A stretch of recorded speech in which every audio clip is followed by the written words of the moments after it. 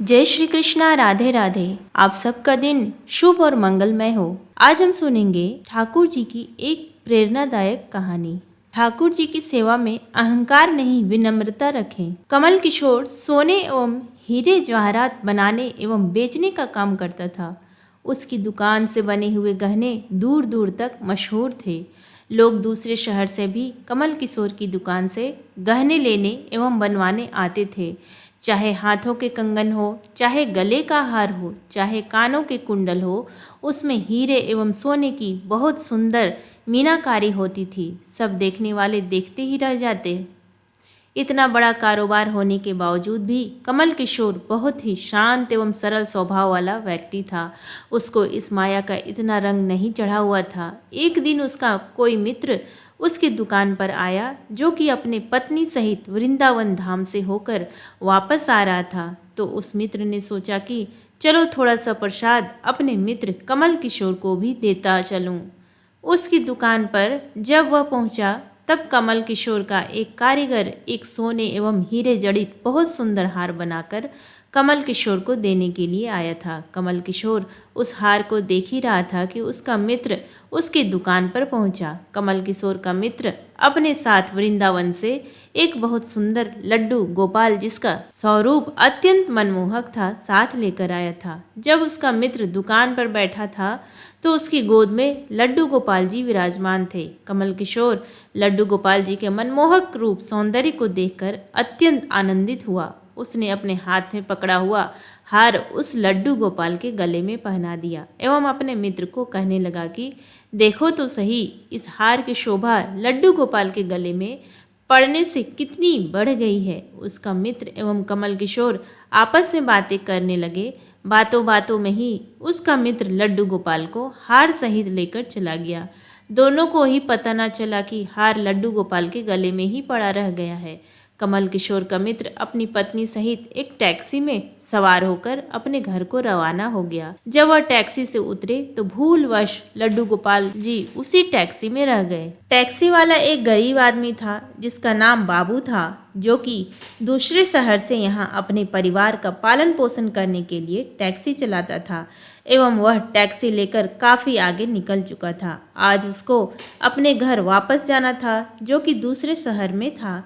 जब टैक्सी लेकर बाबू अपने घर पहुंचा तो उसने जब अपनी टैक्सी की पिछली सीट पर देखा तो उसका ध्यान लड्डू गोपाल जी पर पड़ा, जो कि बड़े शाही तरीके से पिछली सीट पर गले में हार धारण करके सुंदर सी पोशाक पहनकर हाथ में बांसुरी पकड़े हुए पसर कर बैठे हुए हैं। बाबू यह देखकर एकदम से घबरा गया कि यह लड्डू गोपाल जी किसके हैं, लेकिन अब वह दूसरे शहर से अपने शहर जा चुका था, जो कि काफी दूर था एवं वह सवारी का घर भी नहीं जानता था। तो वह दुविधा में पड़ गया कि वह क्या करे। लेकिन फिर उसने बड़ी श्रद्धा से हाथ धोकर लड्डू गोपाल जी को उठाया एवं अपने घर के अंदर ले गया। जैसे ही उसने घर के अंदर प्रवेश किया, उसकी पत्नी ने उसके हाथ में पकड़े लड्डू गोपाल जी को जब देखा तो इतनी सुंदर स्वरूप वाले लड्डू गोपाल जी को देखकर उसकी पत्नी ने झट से लड्डू गोपाल जी को अपने पति के हाथों से ले लिया। उसकी पत्नी, जिसकी 8 साल शादी को हो चुके थे, उसके अभी तक कोई संतान नहीं थी, लेकिन लड्डू गोपाल जी को हाथ में लेते ही उसका वात्सल्य भाव जाग उठा। उसकी ममतामयी एवं करुणामयी आंखें झरझर बहने लगी। ममतावश एवं वात्सल्य भाव के कारण ठाकुर जी को गोद में उठाते ही उसको ऐसे लगा उसने किसी अपने ही बच्चे को गोद में उठाया है। उसके स्तनों से अपने आप दूध निकलने लगा। अपनी ऐसी दशा देखकर बाबू की पत्नी मालती बहुत हैरान हुई। उसने कस कर गोपाल जी को अपने सीने से लगा लिया एवं आंखों में आंसू बहाती बोले, अरे बाबू, तुम नहीं जानते कि आज तुम मेरे लिए कितना अमूल्य रत्न लेकर आए हो। बाबू कुछ समझ नहीं पा रहा था कि मेरी पत्नी को अचानक से क्या हो गया है, लेकिन उसकी पत्नी तो जैसे बावरी सी हो गई थी। वह गोपाल जी को जल्दी जल्दी अंदर ले गई एवं उससे बातें करने लगी। अरे लाला, इतनी दूर से आए हो, तुम्हें भूख लगी होगी। एवं उसने जल्दी जल्दी मधु एवं घी से बनी चूरी बनाकर एवं दूध गर्म करके ठाकुर जी को भोग लगाया। उधर कमल किशोर ने जब अपनी दुकान पर हार को ना देखा तो उसको याद आया कि हार तो ठाकुर जी के गले में ही रह गया है। तो उसने अपने मित्र को संदेशा भेजा तो मित्र ने आगे से जवाब दिया, अरे मित्र, वह माखन चोर एवं चित चोर हार सहित खुद ही चोरी हो गया है। मैं तो खुद इतना परेशान हूँ। कमल किशोर अब थोड़ा सा परेशान हो गया कि इतना कीमती हार ना जाने कहाँ चला गया। मुझे तो लाखों का नुकसान हो गया है। लेकिन फिर भी अपने सरल स्वभाव के कारण उसने अपने मित्र को कुछ नहीं कहा एवं उसने अपने मन में सोचा कि कोई बात नहीं, मेरा हार तो ठाकुर जी के ही अंग लगा है। अगर मेरी भावना सच्ची है तो ठाकुर जी उसको पहने रखें। उधर बाबू एवं उसकी पत्नी मालती दिन रात ठाकुर जी की सेवा करते। अब तो मालती एवं बाबू को लड्डू गोपाल जी अपने बेटे जैसे ही लगने लगे। लड्डू गोपाल जी की कृपा से अब मालती के घर एक बहुत ही सुंदर बेटी ने जन्म लिया। इन सब बातों का श्रेय वह लड्डू गोपाल जी को देते कि यह हमारा बेटा है एवं अब हमारी बेटी हुई है, अब हमारा परिवार पूरा हो गया। मालती लड्डू गोपाल जी को इतना स्नेह करती थी कि रात को उठ उठ कर देखने जाती कि लड्डू गोपाल जी को कोई कष्ट तो नहीं है। ऐसे ही एक दिन कमल किशोर व्यापार के सिलसिले में दूसरे शहर आना पड़ा। यहाँ पर बाबू रहता था, लेकिन दुर्भाग्यवश जब वो उस शहर में पहुंचा तो अचानक से इतनी बारिश शुरू हो गई कि कमल किशोर को जहाँ पहुंचना था वहाँ पहुंच न सका। एवं तब वहाँ बाबू अपनी टैक्सी लेकर आ गया एवं उसने परेशान कमल किशोर को पूछा, बाबूजी, आप यहाँ क्यों खड़े हो? बारिश तो रुकने वाली नहीं है एवं सारे शहर में पानी भरा हुआ है। आप अपनी मंजिल तक ना पहुँच पाओगे एवं ना ही कहीं एवं रुक पाओगे। मेरा घर पास में ही है, अगर आप चाहो तो मेरे घर आ सकती हो। कमल किशोर, जिसके पास सोने एवं हीरे के काफ़ी गहने थे, वह अनजान टैक्सी वाले के साथ जाने के लिए थोड़ा सा घबरा रहा था, लेकिन उसके पास और कोई चारा भी नहीं था एवं वह बाबू के घर उसके टैक्सी से हाथ बैठकर चला गया। घर पहुंचते ही बाबू ने मालती को आवाज़ दी कि आज हमारे घर मेहमान आए हैं, उनके लिए खाना बनाओ। कमल किशोर ने देखा कि बाबू का घर एक बहुत छोटा सा लेकिन व्यवस्थित ढंग से सजा हुआ है।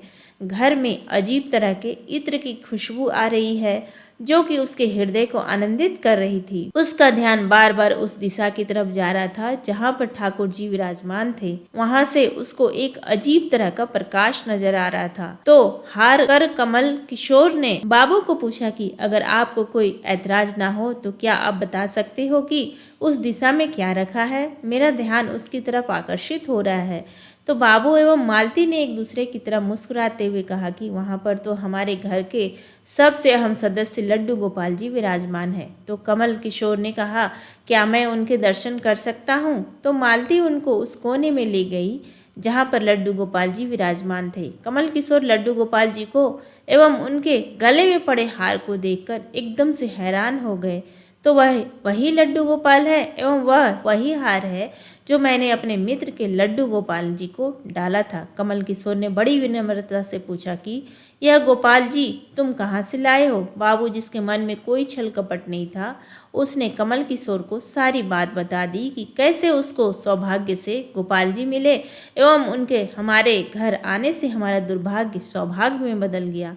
तो कमल किशोर ने कहा, क्या तुम जानते हो कि जो हार ठाकुर जी के गले में पड़ा है उसकी कीमत क्या है? तो बाबू एवं मालती ने बड़ी विनम्रता से हाथ जोड़कर कहा कि जो चीज़ हमारे लड्डू गोपाल जी के अंग लग गई, हम उसका मूल्य नहीं जानना चाहते एवं हमारे लाला के सामने किसी चीज़, किसी हार का कोई मोल नहीं है।